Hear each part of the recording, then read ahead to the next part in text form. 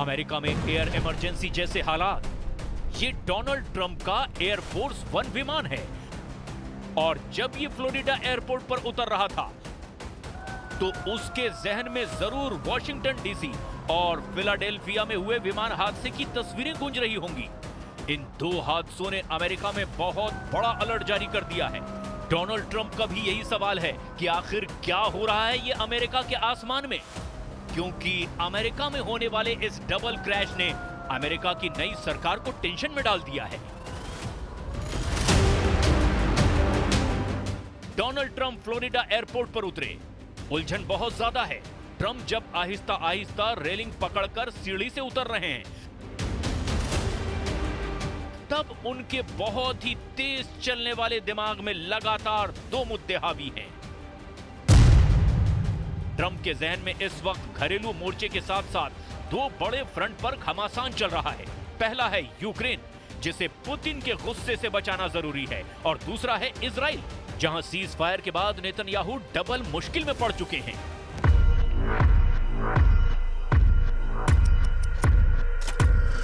इसके लिए Benjamin Netanyahu और डोनाल्ड ट्रंप की इमरजेंसी मीटिंग फाइनल हुई। नेतन्याहू ट्रंप से मिलने के लिए व्हाइट हाउस पहुंचने वाले हैं।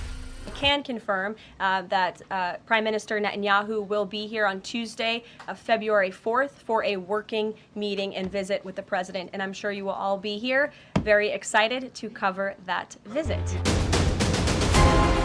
नेतन्याहू जब वॉशिंगटन डीसी में होंगे तो क्या होगा? किन मुद्दों पर बात होगी? किन मुद्दों को एक साथ निपटाने की कसम खाएंगे ट्रंप और नेतन्याहू?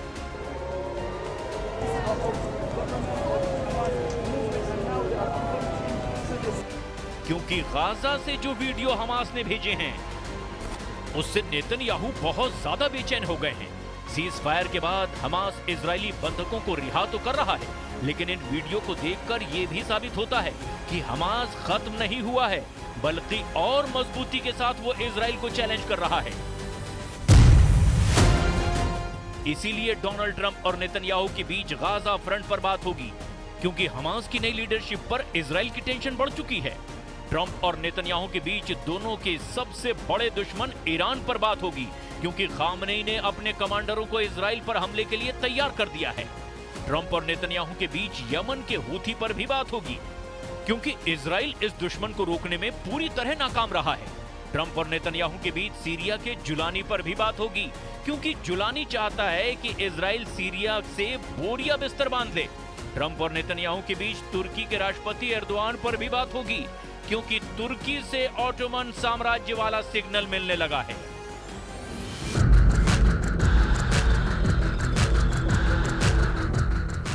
इन सभी के बीच नेतन्याहू सीज फायर वाली डील को लेकर ट्रंप को थैंक यू कहना चाहते हैं। 15 महीने से जो युद्ध नेतन्याहू ने जारी रखा हुआ था, उसे रोककर ट्रंप ने नेतन्याहू के लिए एक फेज सेवर यानी कि बिना किसी बदनामी वाली डील का रास्ता साफ किया है। I also do have news on the hostage front, which I'm very surprised nobody asked about this because it is big news story. And the White House applauds the release of 8 additional hostages from Hamas captivity, thanks to the ceasefire deal secured by President Trump. 3 Israeli and 5 Thai nationals are being reunited with their families and their loved ones after being held in unspeakable conditions for over 15 months.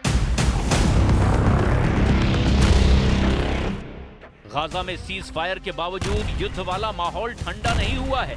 इस वक्त Israel और Iran के बीच नया युद्ध शुरू होने का खतरा बढ़ता जा रहा है।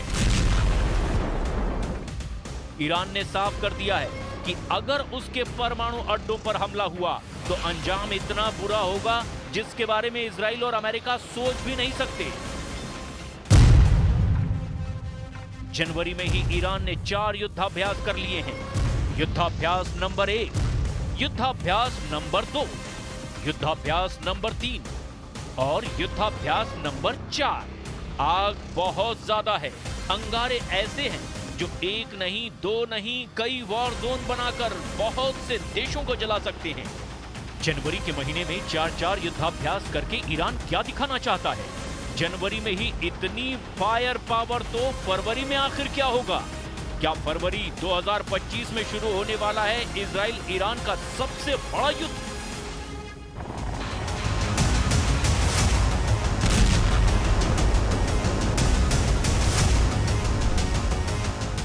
ईरान ने जनवरी 2025 में ही इतने हथियार जमा कर लिए हैं कि एक बड़े युद्ध को लॉन्च करने वाला हमला किया जा सकता है। ईरान के ड्रोन बेस के इस वीडियो ने इजराइल से लेकर अमेरिका तक हड़कंप मचा दिया है।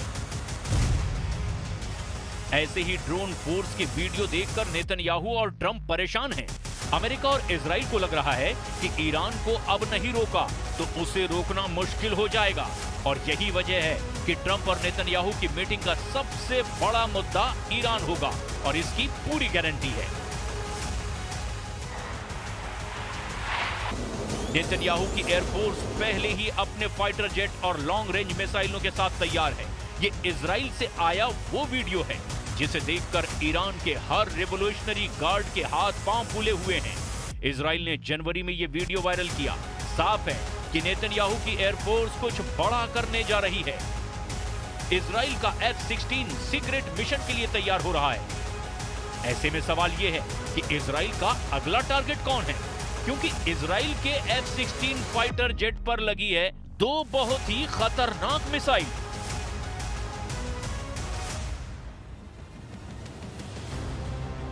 जिसका नाम है रैम्पेज।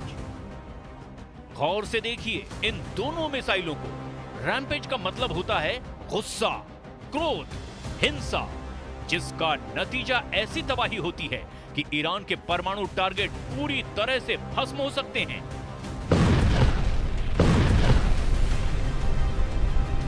इसीलिए ट्रंप और नेतन्याहू की मीटिंग में इजराइल के अगले टारगेट पर चर्चा जरूर होगी, इसमें किसी को शक नहीं होना चाहिए। क्या इजराइल के ऐसे अटैक मिशन से गाजा में हमास की नई लीडरशिप को मारेगा? क्या उसका टारगेट हिजबुल्लाह यानी बेरूत है? क्या जुलानी को खत्म करने के लिए इजराइल सीरिया में हमला करेगा, या फिर इजराइल यमन पर हमला करने जा रहा है, या फिर इजराइल अपने सबसे बड़े टारगेट यानी ईरान पर अटैक करने वाला है?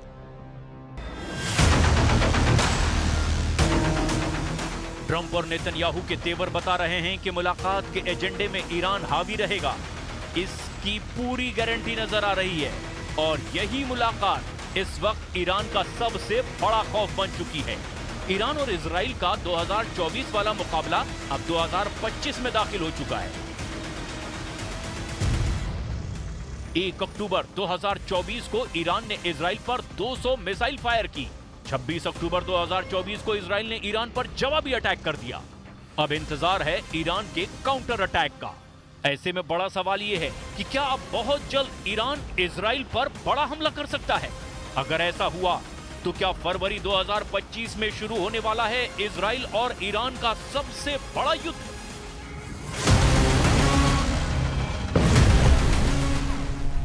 इजराइल से लड़ने के लिए ईरान तैयार है। उसकी सभी स्पेशल फोर्स 24 घंटे वॉर मोड में है। जनवरी में युद्धाभ्यास हो चुका है और फरवरी में ईरान इसका प्रैक्टिकल दिखाने का भी दावा कर रहा है। ईरान के सर्वोच्च नेता अली खामनेई ने अपने कमांडरों से कहा है कि वो नेतन्याहू और ट्रंप की मीटिंग पर पैनी नजर रखें, क्योंकि इसी मीटिंग से तय होगा कि नेतन्याहू को ईरान पर हमले के लिए ग्रीन सिग्नल मिलता है या नहीं।